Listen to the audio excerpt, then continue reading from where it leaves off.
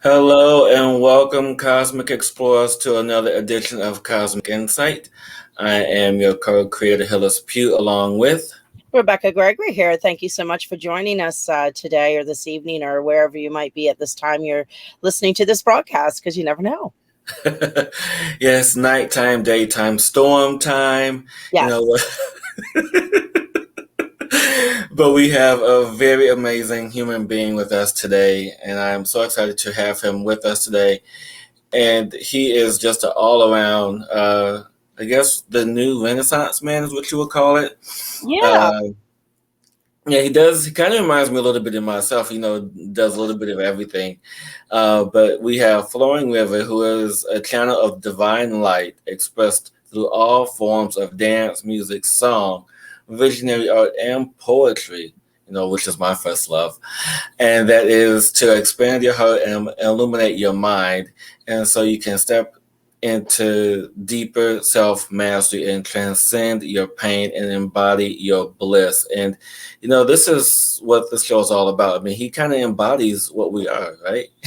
Yes, definitely. So excited to bring him on. So, Flowing River, welcome to the show, my brother. How are you today? I'm amazing. Thank you so much for having me, Hillis and Rebecka. Really excited to dive deep today. Yeah, and so down the rabbit hole. Yeah, exactly, down the rabbit hole. Beautiful. The spiritual rabbit hole, and just really open and really illuminate some people who watch this today. And so I understand that you, what we talked about, the new Renaissance kind of individual, the person who does a little bit of everything. And so, what was your path to this level of self-mastery for yourself? Yeah, absolutely. So the beginning was the exact opposite of everything I am right now, just complete contraction. And, growing up in society with our parents and our movies and our TVs and music, that's essentially programming us to be something that we're not, convincing myself that I'm this thing. So I was listening to hip hop music and getting lost in the sauce there, and pursuing, gold chains and rims of my car, and accumulating victories in sexual domain, and really just getting lost in the maze of life. And I actually ended up not expressing myself through poetry or music or song or visionary art. Instead, I just focused on the hustle and grind of making money. And this really led me to a point where I found myself like working 12 to 16 hours to try to pursue these desires that I thought that I wanted. But really, I found out later that they were just there to try to validate my ego, for me to say, oh, I'm somebody. Look at me, the status I have, a big fancy house and a car. And now you can love me. Now I can do the things that I actually want to do, which was back when I was a little kid. I just want to be crazy and weird and, do all these fun little things. And then somewhere along the line, like all that beauty and that awe got lost. So by the time I was 29, I really was kind of destroyed mentally, physically, and spiritually, like completely disconnected. My body was just in a lot of pain and tension because I was sitting behind computers for 8+ hours a day, grinding away. And mentally, I was just overrun with all of these thoughts that were just endlessly looping over and over. And I synchronistically met a co-founder of a company called Mundo, which is basically Airbnb for eco villages and permaculture farms. And I got connected with them, and they invited me out to their company retreat in Costa Rica on a 14-acre eco village. And there was just a complete paradigm shift. It was the total opposite of what I was dealing with. I'm coming from entrepreneurship for over 9 years and a dog-eat-dog world with business partners that were screwing me over and things of that nature, into a beautiful, heart-centered, loving community of 20 or 30 people living on the land in perfect symbiotic harmony, growing their own food, singing songs, like accepting you fully, and just putting my hands in the land completely began healing me. Planting, understanding the true cycles of nature, and working in the land underneath the sun was just so profoundly healing to my body. And then, of course, being received and just showered with love from the community was extremely healing as well. But the most healing part for me was that I could give my love without having my hand, bitten or taken advantage of. Coming from society, it's really tough, over and over to want to trust people, whether it's your partner, in a relationship or a business partner, and then just to have them kind of take advantage of your kindness, it builds up this wall around the heart that wants to protect itself so it doesn't have to feel that pain. And I, had built up so many walls. So it was really just refreshing, revitalizing to be able to let my guard down and open my heart and just share the love that I've always wanted to give to the world. From there, I really started calling in a new name, and my birth name is Darren Ohanian, and it's so interesting. Our names, we carry so much story and trauma and baggage with it. And so I was calling a name for a whole month, and nothing was really coming to me. But eventually, this Sanskrit word, Narayan, came to me. And Narayan means flowing river. And I was thinking, well, if I call myself Nara, that's kind of cool, right? But then everyone's going to ask me, like, what's your name mean? Over and over and over again. So it was a little bit of a practical thing too, because like when I call myself Flowing River, I don't have to explain it to everyone. Everyone knows what Flowing River is. But it was really profound because as soon as I made that shift, and my familia there, we hiked 45 minutes into the jungle and went to this grotto underneath the flowing river, and they birthed me and sang songs. It was so beautiful. But as soon as that shift happened, there was a major energetic shift and released so many stories. It's like I was reborn. Who is Flowing River? It's this sea of infinite possibilities of what Flowing River could be now that you're no longer carrying around all those old stories of who you thought you were.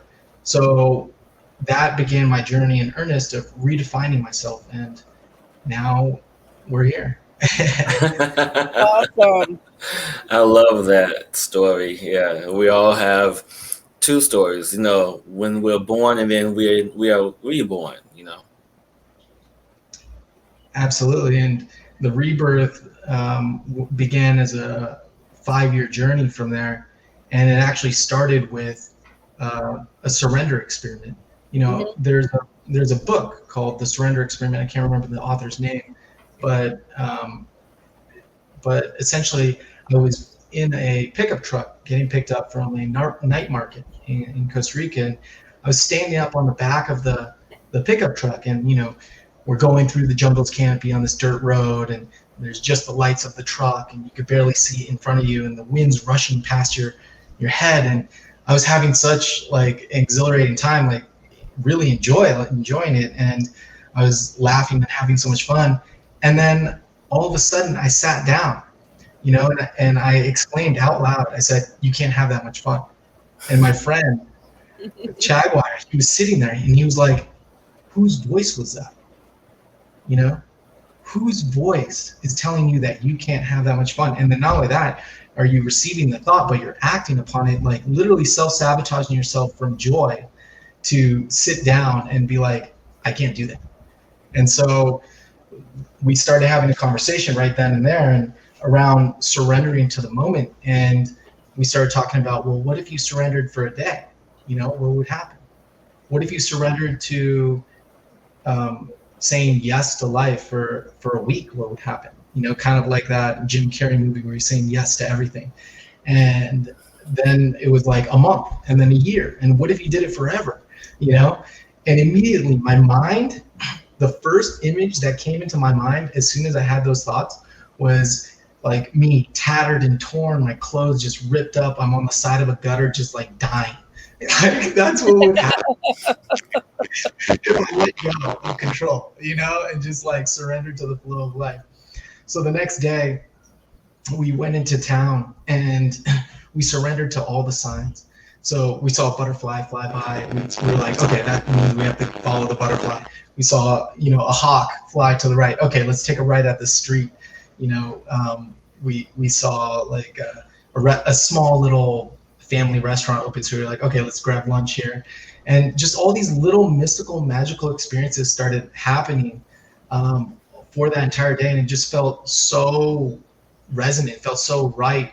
And we ended up finding ourselves going into this abandoned retreat center.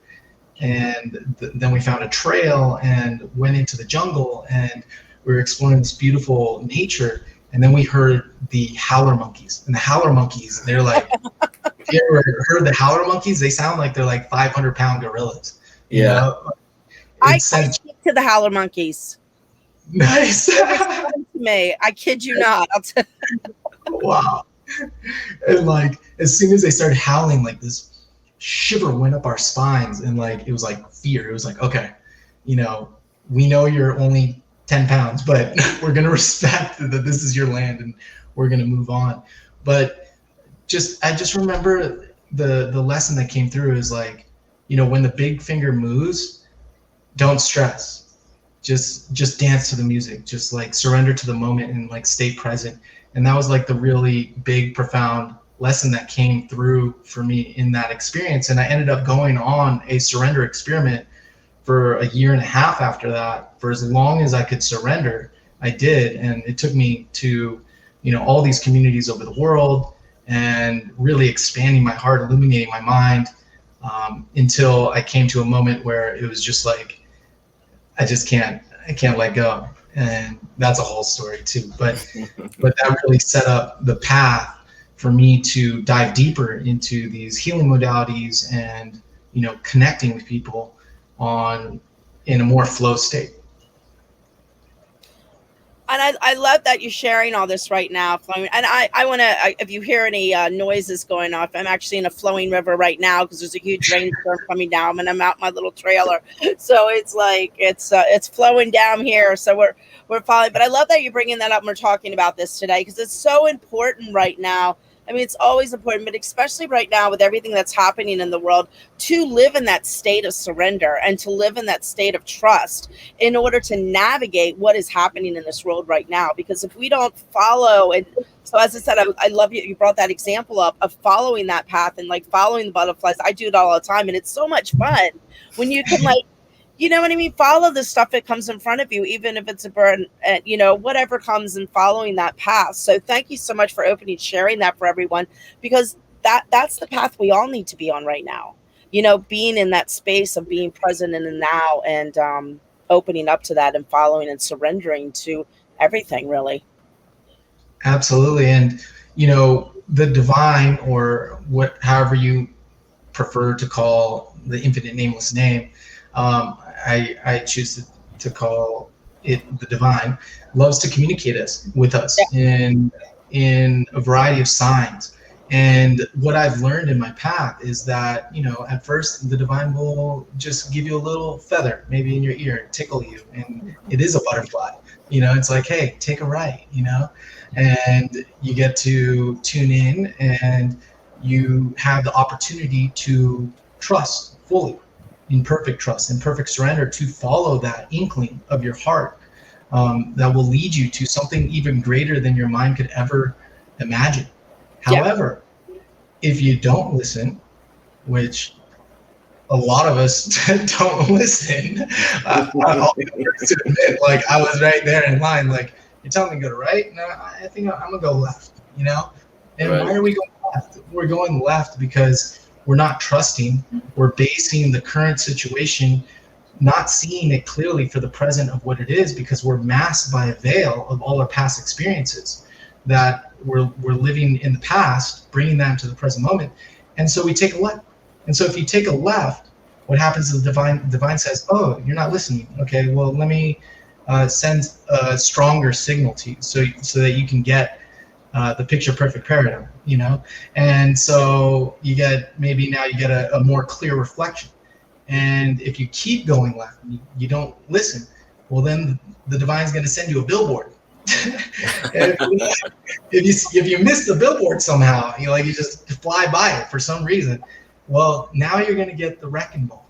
And see, the wrecking ball is usually the point when the majority of people have some sort of awakening experience or an epiphany. Mm-hmm. That might be a car crash. You might have like Yeah. a dramatic breakup or something like this, and finally be able to look at yourself and honestly reflect like, oh yeah, I'm not, acting in alignment. I'm not taking the right path here. But if you're super stubborn, then you'll get the apocalypse. And that's essentially when, you'll get a life-threatening illness or whatever it is, and you'll reset the game. So it's really interesting to see like how the divine communicates with us, trying to help us to come back to the heart. And so I invite you all to listen to that intuitive guidance that, tells you to go right, and just trust that even though right looks scary, right isn't the way that you've done in the past. Just take that first step and see where it goes, because it's always so much more magical than you could ever imagine. Yeah, it really is. And thank you for sharing that, because that is actually a great segue to a question that I had in my mind.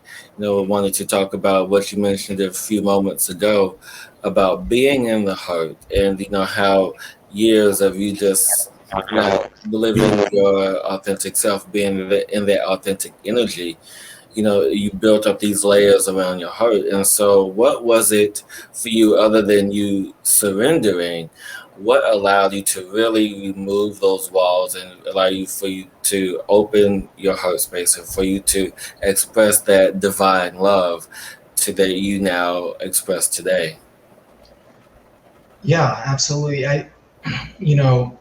The practice of self-inquiry and honestly looking at yourself in the mirror is key. So, when I was able to start to begin to accept myself, all my faults, all my thoughts, words, and actions that led me down those treacherous paths that caused so much pain and suffering for myself and others, as I was just trying to protect myself, because I didn't want to feel.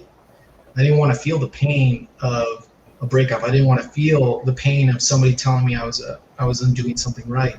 And so I put all those layers up, and that worked. I didn't feel anything. So if somebody told me I was a terrible person, I was like, I don't care. Doesn't matter to me. But guess what? When you can't feel anything, guess what? You can't feel anything. You can't feel joy either. So, I realized I became just this numb vessel going through life as this feeling like a computer program, and what helped me to feel again was to, instead of running away from my pain with the old patterns of drinking alcohol or smoking marijuana every day. I never did this, but some people take a lot of prescription drugs, or, they'll get so busy with their work that they don't have time to do the deeper self-inquiry work. And all these things are just masking your pain. They're just sweeping it under the rug. The pain is still there. Your body is a hard drive. It keeps score of everything. So I always like to say it's the issues and the tissues. And so the first critical thing before self-acceptance is to make the free will decision that you wish to heal, that you wish to feel again, that you wish to expand and connect with your higher self. Once you make this decision within yourself, like the synchronicities, new people, places, and things will begin to arrive in your life and help lead you deeper down those rabbit holes that we're talking about. I really had the opportunity to start taking radical self-responsibility for all of the trauma that I caused myself and others. And can be an extremely difficult thing for a lot of people to begin to accept. Like, all the time, we like to point the finger. It's her. She's the one that destroyed the relationship and made me feel terrible, and she made me, yell at her and push her away, and that's why we broke up. It's like, yes, and it takes two to tango. Where was I unconsciously co-creating this situation that led to, pain and suffering for both of us. And so taking careful accounting of that. And when we do look at ourselves in that way, how can I release myself from the self-judgment? Because the self-judgment is what keeps that story trapped underneath the rug. Because inherently our egos are always telling us, I'm a good person. Flowing Rivers an awesome person. Hillis is the best. And Rebecca's a saint, like I am.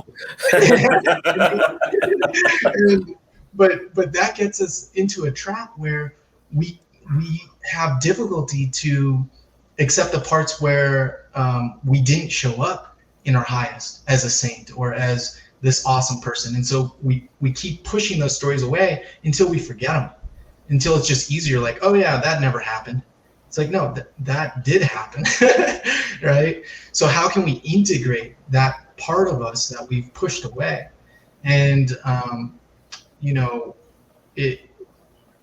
turning that finger of blame from pointing outside to pointing at yourself and really unraveling how did the chain of cause and effect come to this moment and what did I do to cause it?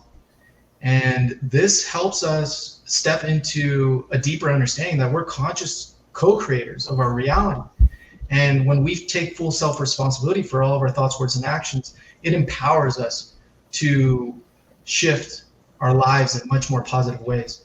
So yes, I created this destructive, scenario. Well, guess what? If I take full self-responsibility for it, I can uncreate it and recreate something that is in a higher vibrational, reality that my soul truly wants to experience. And those are some of the first steps for sure. So what would you recommend someone who's kind of going down that path and in that process of using maybe drugs or something as the escape of getting away from their own self and their shadow side and their deep darkness? Of maybe a little tip for someone out there might be listening, struggling really hard of taking that first step. Do you have anything you recommend to take that first step if they're stuck in that cycle of that self-sabotage and self-destruction? Absolutely. The first step is always your free will choice. It's so powerful when you make a choice internally and you stick by it. And not only just to speak it from your mind, but speak it from your heart. The divine will give you a response based on how powerfully, how truthfully, how authentically you are expressing yourself from your heart. Your heart is a resonant chamber. So it's like, as soon as you make that decision within your heart, it's going to vibrate all throughout the universe and reflect back to you. And the second step would be to start to create a support system for yourself. A lot of times when we're in that space, well, what's our social media feeds? Oh, well, it's a bunch of people drinking and partying.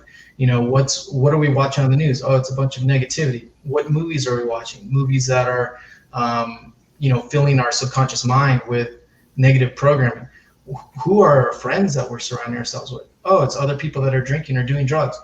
Take careful accounting of where you are spending your time and your energy, because a common thing we like to say is where attention flows, energy goes. So start putting your attention on self-love, and you'll see that your outside reflection begins to love you as well. And it's critical these days because we're just overloaded with information over and over and over again. So a hypercritical skill is how to cultivate a sphere of influence that's positive for yourself. And then that will set the foundation for you to move into the next scene of the dream. Awesome. Thank you for that. Hillis? Yeah, I love that you express that, especially now because we are in shifting times, with the energy on the planet. And, there are either two ways you can go. You can, totally ignore what's happening right in front of you and go right, as you said earlier. I'm sorry, not go right, go left, completely ignore everything, or go right and then just follow the intuition and rebuild your world, so to speak. And I like that you talked about having a personal accounting of what you're bringing in your vision. And so, what would you say to someone who wants to shift that vision from someone who's doing the partying, the drinking, and the negative news cycles, all this other stuff? What's the thing that you would want to suggest to someone who wants to start to make their 180 in their life? Yeah, absolutely. So after, you take the accounting and you take accountability that you've really, destroyed yourself mentally, physically, and spiritually, is start moving towards a community. Community is so powerful to help uplift you, because when you're surrounded in that negativity, everything's trying to beat you down. It's just trying to tell you how terrible you are and how you need something outside of yourself to survive or to receive love. But if you can find a community of people, in the Buddhist realm, they call this Sangha, it can really help to enliven your spirit. And that way you'll be seen fully for truly who you are, because at our core, we are all divine beings. And if you're surrounding yourself with people that cannot see the divinity that lives within you, then you will forever be shrouded in darkness. But if you surround yourself with higher vibrational people that can share their knowledge, their wisdom, such as Hillis or Rebecka, that are looking to uplift you and expand your awareness, then you're going to be on a fast track for, awakening to a higher vibrational reality where you're going to have a whole lot of fun without I love it. Thank you for sharing that. Yeah, and I love too. You do poetry, correct, and music, and how's that done? I'm an artist myself. Hillis is a poet, and the creative part of things I feel is so important to healing and opening and expressing, especially for those that might have trouble like explaining what happened to them, or getting in their story, talking about it.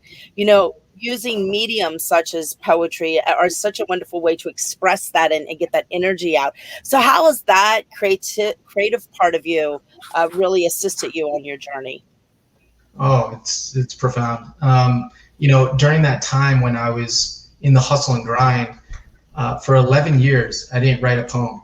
In high school, I wrote poetry about like me and my girlfriend breaking up, or problem with my But for 11 years, I shut down that creative aspect of myself that always just wanted to come out, but I always kept putting it off. Like, oh, once I have $1 million or $5 million or $10 million, then I'll do it. Like the story of retirement, And really, when I started to open myself to truly myself and allow what wanted to come through me to be birthed, it started to create this feedback loop of building confidence. And so, for instance, I started receiving poetry, and at the time I didn't know I was receiving it. I thought I was writing it, but I would share the poetry and people would start reflecting back, wow, that's so amazing, that's awesome, I love your poetry, and it really helped me to do XYZ. And that coming back to you gives you even more confidence to expand even more. Not only that, when you start working with instruments and you start working with different parts of your fingers and different singing patterns and tonalities, what happens is there's like an unlocking of synapses in your brain that open you up to be able to enter into this like mystical flow state that allows you to just be rather than trying to be. I'll give you an example of that is like when I was coming out to freestyle, I was at Thinkamorpho or anywhere else in the world, and there's amazing, just super galactivated beings that are just pouring divine wisdom in rhythmic patterns that are just like shape-shifting how you're feeling in the moment. And you're in this circle, and in the beginning stages you're in self-judgment. Oh wow, I'm not as good as this guy, comparison, things like this. and then the mic gets passed to you, and it's your turn to speak, and there's just this it's like a block on your heart or a block in your throat, and like nothing's coming out, and it's so difficult to say a word. And as soon as you start saying a word, your mind is thinking of, oh, what rhymes with that word, you know? And then you get a couple of them and you're like, okay, cool, I got a couple. And then your mind gets stuck and stutters and dies out. And I had to go through that cycle like at least 30 or 40 times to like move through that energetic block. But the difference after I moved through that energetic block is that now, instead of trying to be something, I surrender to what is coming through and just allow that creativity to express itself. So I'm not thinking of the next word to rhyme. It's just happening. And I'm just accepting whatever it is coming through, because I accept myself fully. You know, I'm not afraid of what will come through my subconscious mind. And it's only when we're in self-judgment that we think that we have to use our mind to, impress somebody with whatever we're saying. So by stepping into more full creativity, it has allowed me to really dive into becoming a flowing river, a stream of consciousness, to just allow it to just pour through. So I encourage everyone to play more music, and especially instruments are super helpful in that. So it sounds like that creative part is actually help you embody who you truly are. Yeah, absolutely. So for instance, maybe Hillis has this experience as well, but the poetry that will come through, you know, when I repeat these poems back to myself, they become like mantras, and they help to reprogram my subconscious mind. And so that's like an integration process that really brings in the teachings of what my higher self is trying to, you know, eloquently educate me upon. So as I've repeated those over and over and over again, and they get ingrained into the cells of my being, that realigns me to new timelines that align new synchronicities, people, places, things that come into my life based on the vibration that I'm integrating into my being. So it's been a really magical process. Oh, cool. I love it. He even said the word timelines. I love it. I know, I heard that. We're always talking about timelines, and they're shifting and changing and jumping and flowing. Yeah, we talked about that a couple of weeks. Was it last week? I think we talked about it. No, this 2 weeks ago. Friday. Yeah. Yeah, my whole theory about timelines. So I'm going to share this with you.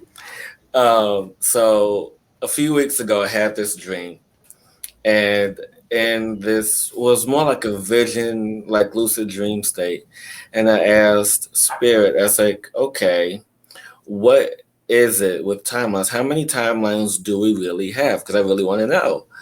And the answer that came to me was 32. But then there's like, yes, 32 on each dimensional plane. So you have 32 in 3D, 32 in 4D, and 32 in 5D, making it a total of 96 timelines. That's in existence right now. Could be more, could be less. But I'm like, this is amazing. So we have almost 100 timelines with all these infinite possibilities of what could happen, who we could meet, and all this beautifulness that's going on. And so I guess as we're on the subject, what are your thoughts about timelines? What do you feel about that? Yeah, great question. Brace yourself for that one. Yeah, I was gonna go in another direction. Then you said timelines. I'm like, oh, we're going over here now. Here we go. So my take on it, what I've received on timelines is that because there's infinite dimensions, there's infinite timelines. And of course, our mind likes to compartmentalize, like, oh, third dimension, fourth dimension, fifth dimension, which is super helpful for us to attune to certain frequencies. But in between the third and fourth, it's an infinite gradual, innumerable number of dimensions. So if there's 32 timelines in each dimension, there's just infinity. And the way that I visualize this is as a toroidal field. So in the center of the toroidal field, is the trifold flame of the divine. This is where we have all come from. And as soon as we, quote unquote, fall, we come out of that toroidal field down the bottom, and we start our journey of being separate. And we go through a new innumerable amount of lifetimes to go all the way around back, all the way into the depths of hell, which is down below the toroidal field, and then start rising, ascending, and then come back into the heart of the divine.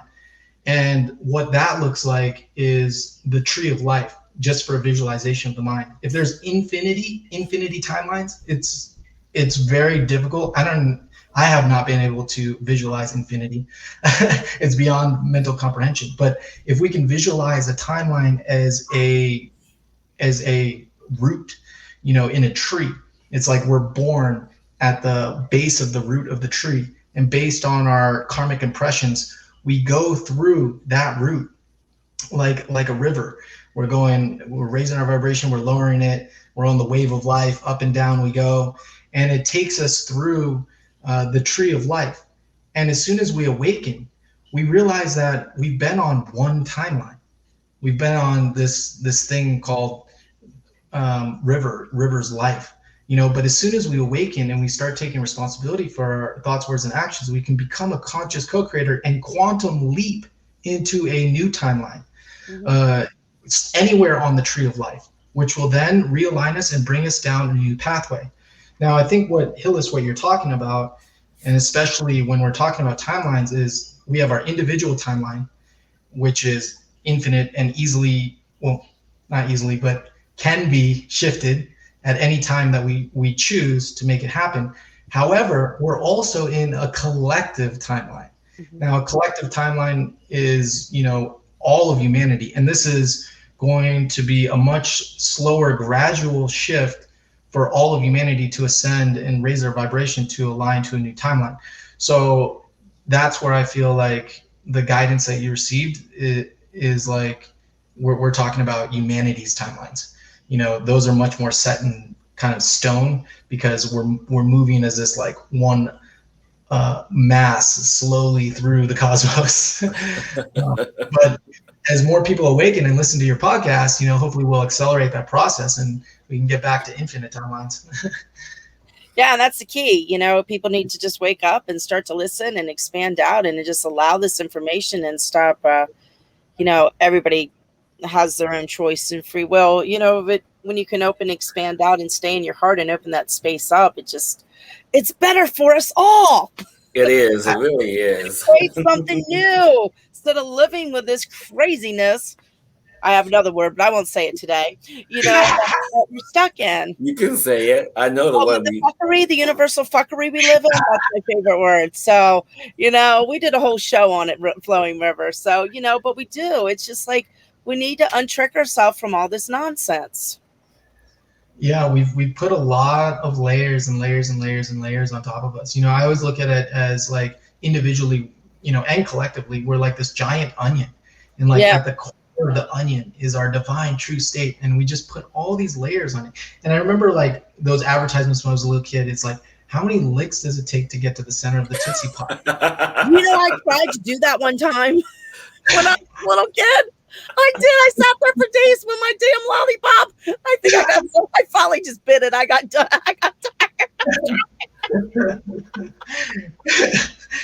And I'm like, whoever wrote that commercial must be an enlightened being, because it's like, how many licks, getting punched and trashed and through all the universal fuckery do we have to go until we decide like, okay, we're going to return back to heaven here and now. It's like, it's always here. And it's just like, it's amazing to meet other people that are so deep on the path, because it's like you are cultivating heaven within yourself, and it's reflecting externally outside. But if you're just heaven, within yourself, that's no man's an island. It's like you go outside of the world and boom, universal fuckery is saying hello.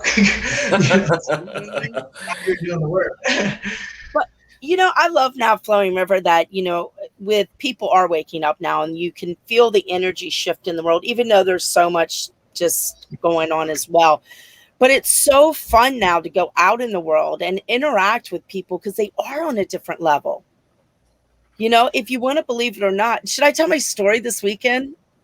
Oh yeah. I So think here's this an is example. So this weekend I went up to North Carolina for the weekend. I was coming back. I was in South Carolina, and I was like, I had to get some food. So I ordered food from this I don't know, it was just this little bar restaurant thing. You know, I just wanted to get something to eat. And I was in a really kind of very interesting area I had stopped in on. And I walk into this bar and there's 4 people sitting there. Um, and the one guy goes, "You can't handle the truth." And I looked at him, I said, "Can you?" And that just started this whole conversation up, and they were just so open to receive it. And the girls were like, "Oh yeah." And it was just cool that I ended up giving all 4 of them kind of a reading. He says, "Well, what do you see in me?" And I just, to the point, the one that said, "You can't handle the truth," which was so beautiful, what came through to give him the message. That's why I was there in that moment. He's like, "You came here for a moment." Like he had tears running, like he had tears coming down his face because I called him out on his truth. And he was like, "Oh my gosh." And it was all around forgiveness. And I looked at him and I looked at his soul and I looked him straight in the face. And I said, "You need to forgive yourself." And it just, you could feel his heart space and his soul look back at me saying, "I know I do." And so, I mean, those are the interactions we can have with people. And in that moment, with those 4 people in a bar drinking, you know, I had this huge spiritual just experience. And it was just beautiful to see these people open up. So, you know, it's so cool how we can go in situations like that, you know, and have these like enlightening experience, even in a bar. Yes, absolutely. I love that. Anyway, the fun travels with Becky. You never know what's going to happen. Never. No, but you know, really appreciate how you are really allowing yourself to step more into the divine, to step more into who you really are by utilizing the creative ways to express yourself. And before we got distracted with the whole timeline thing, what I wanted you to do is to, if you wouldn't mind sharing one of your favorite pieces that you wrote from your book. Yeah, show us your book. Absolutely. So this is the book. It's called The Flowing River.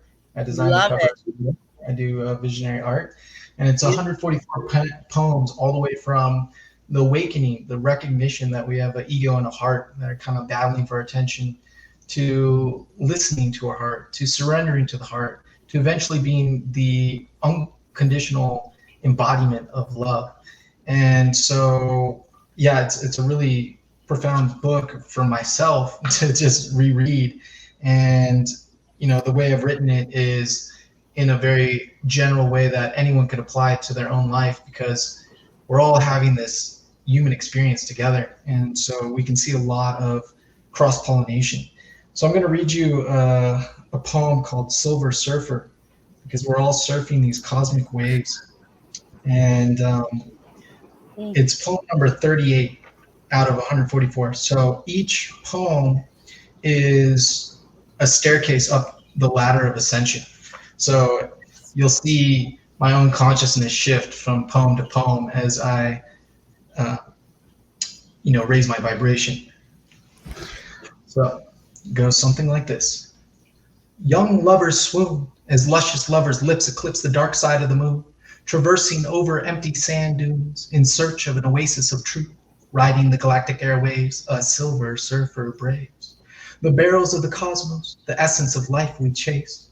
Taking left and right turns in the labyrinth of our minds, we find ourselves reflecting the Most High, fragments of the one who burst into a million, billion, trillion connected mycelium, downloading lucid dreams from the streams of the ether.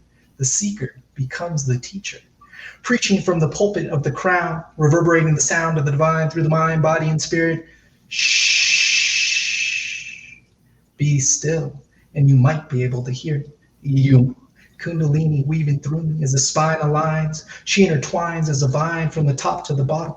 In lotus position, we blossom into self-realization. You, the threads of reality shift as the needle of perception pricks. The fabric of our subconscious, collectively, we stitch. perceive future realities until they actualize, when we realize what is hidden within. So tap into the frequency so you can see past the 3D and into the celestial. Transcendental thoughts connect the dots, seeing the connections between the past and the present to procure the ancient future that our ancestors believed we could achieve. When we all overstand, that we don't have to stand over each other. Just join hand in hand as sisters and brothers, star lovers, lifting each other, a collective ascension of the highest, purest intention. Oh, Woo! That hit love that. Thank you so much for sharing that with us. Oh, I like that. Woo. You know, I just have to take this moment because it brings back memories for me as I used to do open mics in Chicago. And, you know, it's just the graduation of the soul, if you will, because, you know, you start off, you know, with anyone who's creative, especially in a wordsmith, you find the nearest thing that you can kind of attach yourself to. Like, what's the best thing that I can describe myself? What's the best way I can describe myself? What is the best way I can describe this situation or scenario? What's the best way? You always like searching for the right word and then the right rhythm and the right energy. And then, you know, you start with self and then you kind of like expand out.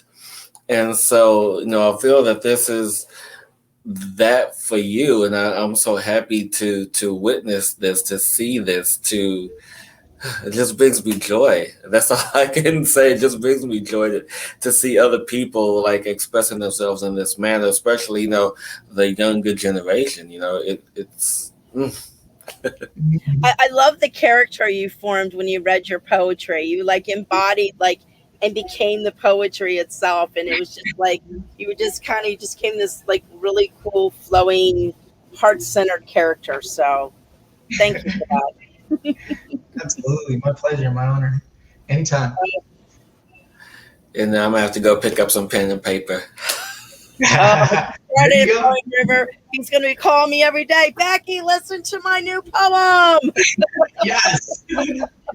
Yeah, I haven't written anything in a while, you know, because you've just been in this space of ascension and growth and evolution. And sometimes when you're just in this space of integration, it's like, yeah, okay, let's let it all settle. Once it settles, then I'll, you know, put it to paper. But you know, don't you almost get like so overwhelmed, like spiritually overwhelmed? You have so much coming in at one time when you're integrating all this energy. It's like, I just need to sit here and breathe and let this settle before I don't have any more in or I'm going to explode.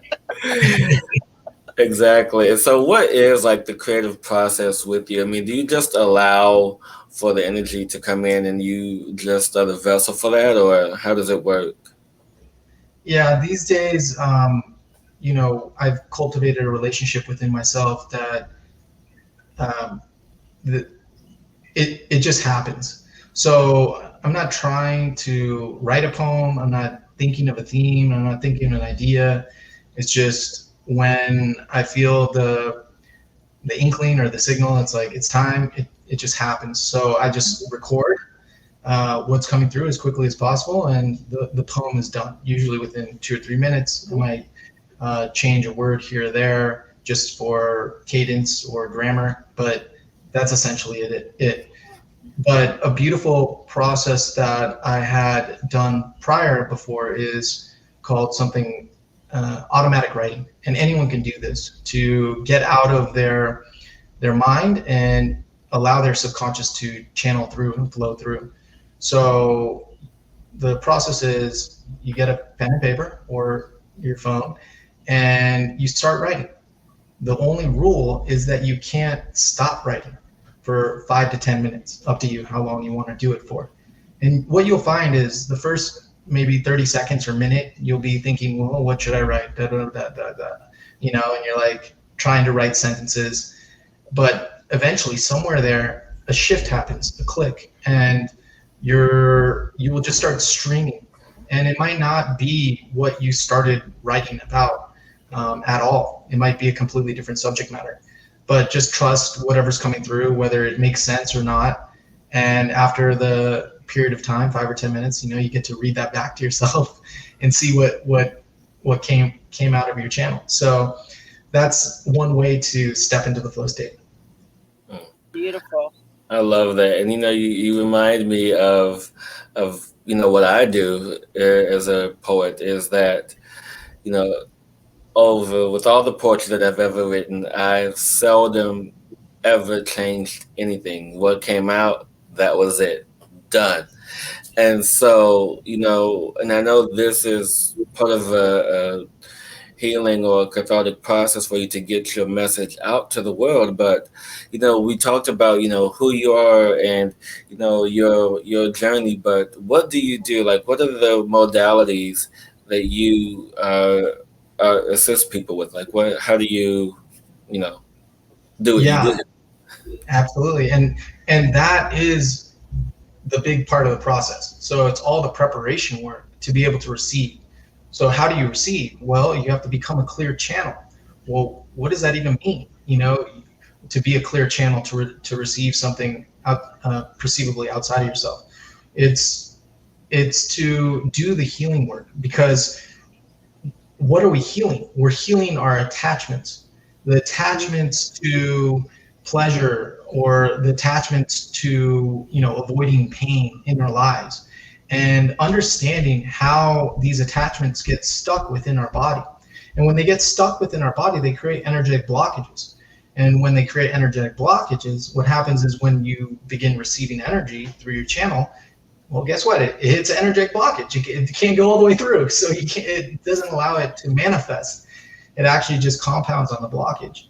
So the way I like to explain it, just quickly before I get into the actual modalities, is, these attachments are agreements. We're agreeing. So for in a moment, we're in an argument with a loved one, a lover.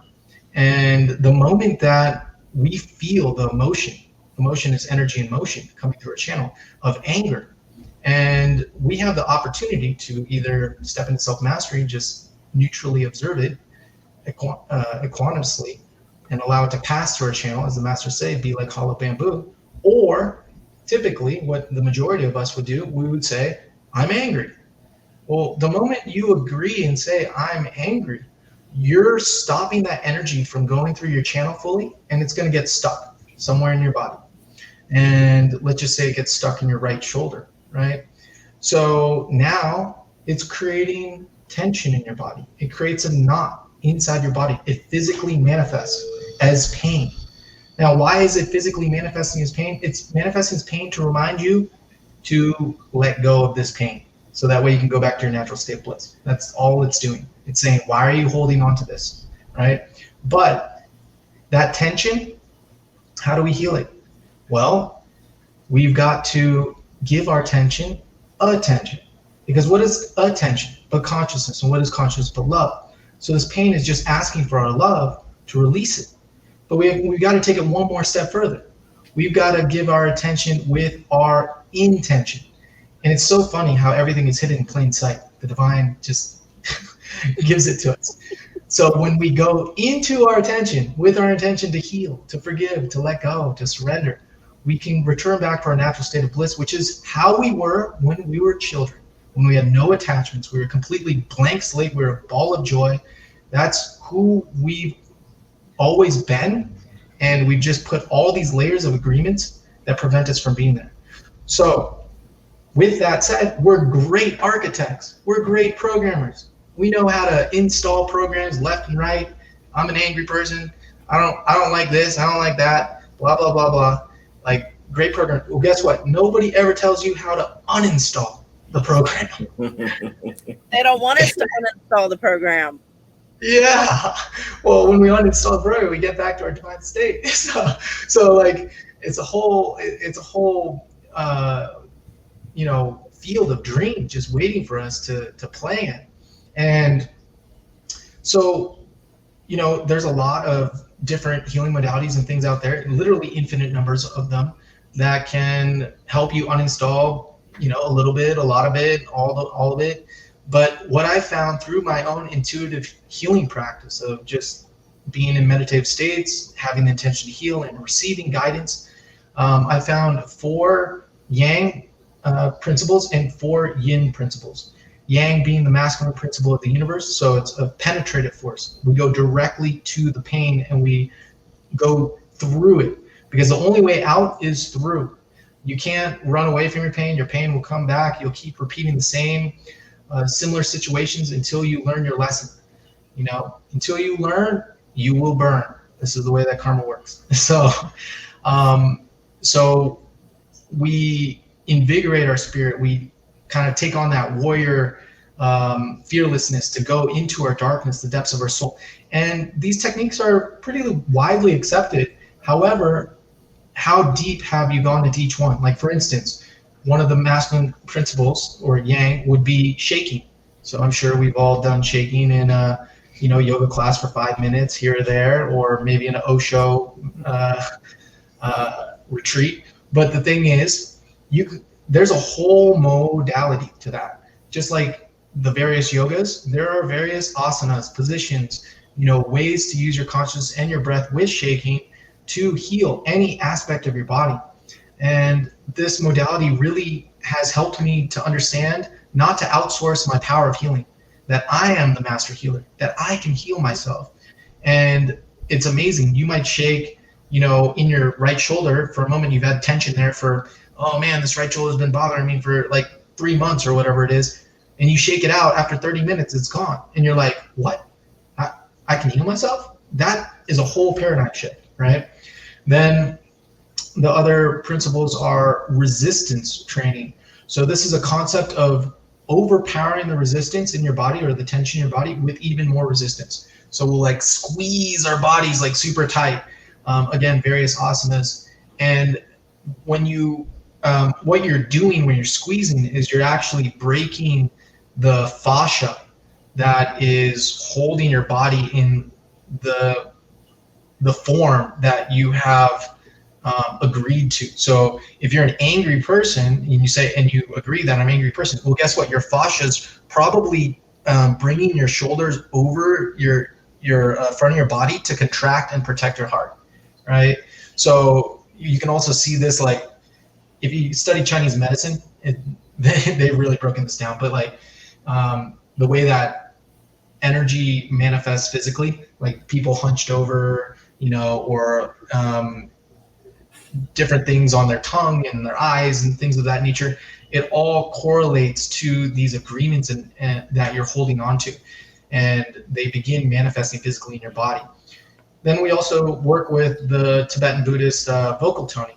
So vocal toning is like really powerful in being able to work with the energetic centers within your body, the chakra system, to clear out density there. And it's subtle vibrations that kind of shake things up. So it's shaking in a more minute, way. But what you do is you're getting into maybe places that, like, for instance, if you're shaking like really heavily, like up and down, that might get your shoulders. But like there's like a spot, like all the way on the inside interior part of your armpit that maybe the shake isn't getting, but a vocal tone could. And yes. Are these principles that you use with people that you work with in the work that you do with others? Yeah, absolutely. So these are healing modalities and tools and techniques that I teach. I have a website called How to Raise Your Vibration with an online course. Okay. Thank you for clarification. Yeah, I also share these in like retreats that I do with people one-on-one and things like that.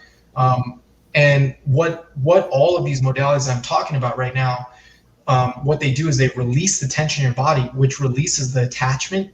And when that attachment gets released, now you have more energy that can channel through your being, in so much that now, for instance, that I'm angry density in your right shoulder, when that's gone, when another situation appears where you might feel the emotion of anger, you're not going to get attached to that.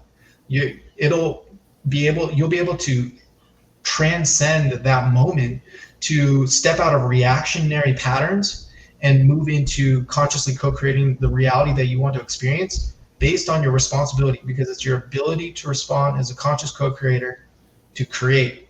Mm-hmm. So that is really what all this does. And just quickly, the yin principles are based in the feminine of surrendering, allowing, melting.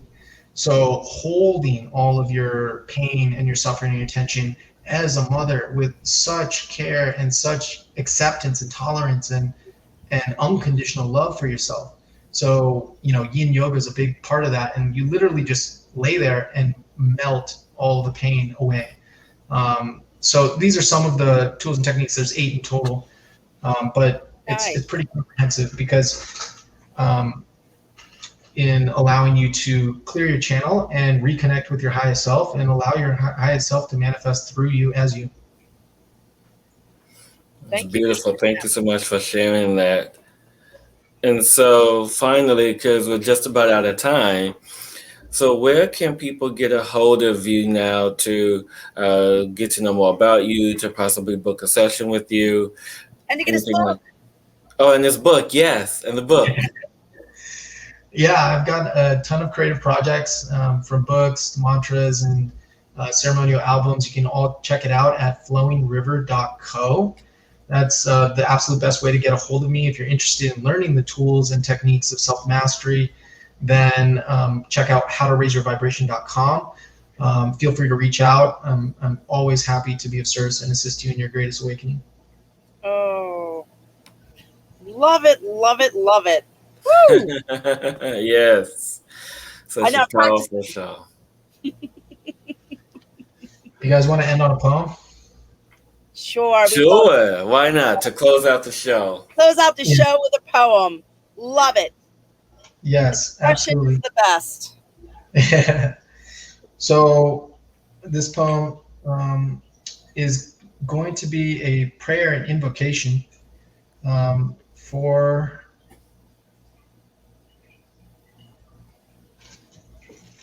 the highest potential timeline for all of us. What is your painting up there? I've been looking at it this whole time. That painting is from my friend Hans Waller. Oh, yeah. Beautiful. And basically it's the path that we're talking about, the transmutation. So as you can see, the dark part, you go through the jaguar.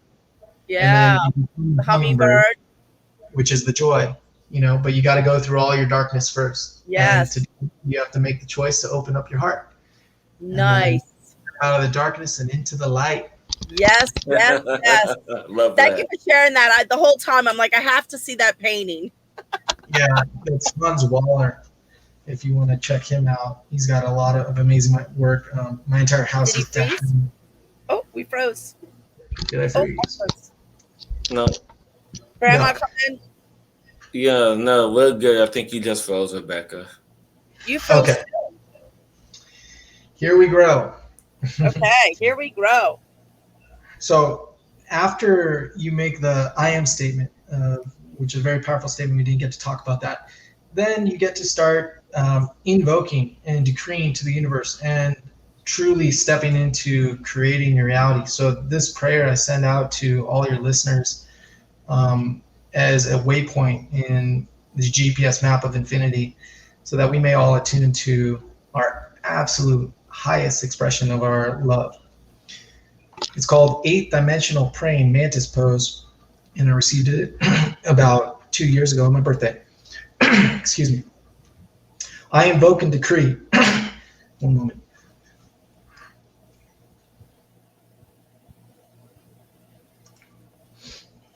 Okay.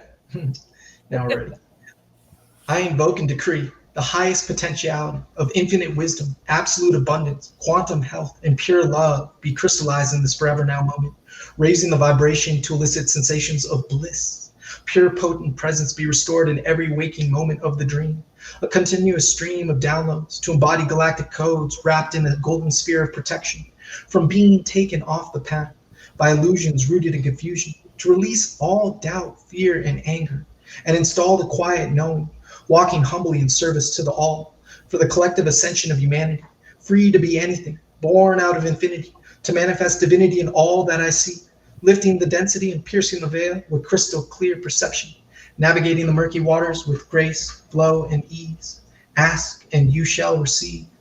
Calling upon all luminous lovers of the light for healing and sealing of the divine truth and love into every cell of my being, to rewire patterns that lead me into darkness, peering into every recess and crevice, to clean my channel and claim my birthright, to shine as a beacon of light, an overflowing chalice, if only to remind others of the gift of life, planting the seed of my heart's true intentions, nurturing with my will, allowing its petals to unfurl towards the eternal sun, that which greets us with the warmth of new beginnings. I pray all beings may be happy and free.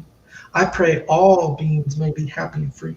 For I am sovereignty, safely resting over their shoulders, to move all obstacles and boulders, refining our edges, eroding the corrosion, to represent virtues of the higher realms, awakening the leader within to be at the helm of a golden age, of the divine expression of you, the universe dancing in the arms of the mother, to the heartbeat within your chest. Heed the call and show up in your highest, to fly with us to heaven's gates. The angels await with bated breath for the chance to romance a life, unbound, untethered to the stormy weather of the mind, recoding reality to reflect perfect projections of the Most High. We let the past die, resting in peace, to arrive at perspectives of the ancient future our ancestors believed we could achieve. Now is the time to rise out of the darkness, the depths of the abyss, to sit atop the throne, welcoming home divine providence in every aspect of self, loving everyone else as yourself, a holographic echo chamber rippling out for all of eternity to continually return unto me in all forms of divinity. And so it is. I